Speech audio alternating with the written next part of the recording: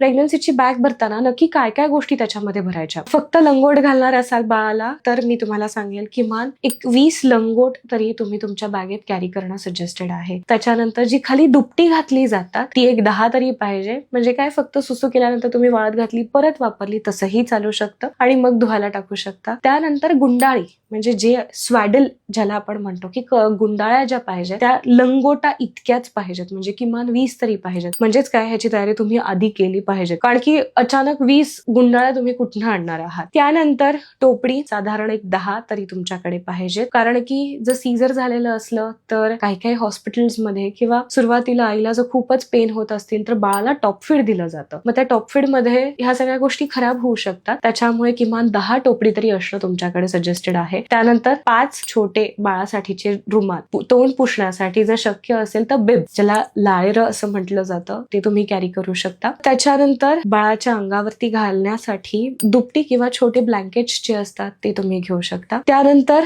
जर diapers carry करायचे असतील तर बाळाचे डायपर. आणि आता पुढच्या ज्या सगळ्या गोष्टी सांगणार आहेत त्या खूप महत्वाच्या आहेत. ते म्हणजे काय, तर तुमच्याकडे बाळाला अंघोळ घालण्यासाठी साबण किंवा बॉडी वॉश जे काही तुम्ही वापरणार आहात ते पाहिजे. त्यानंतर बाळासाठी पावडरचा डब्बा आणि त्या डब्यात जे पावडर लावण्याचं असतं ते. त्याच्यानंतर जर तुम्हाला कुठल्या लोशन्स, क्रीम्स बाळाला अप्लाय करायच्या असतील तर ते तुम्ही कॅरी करू शकता.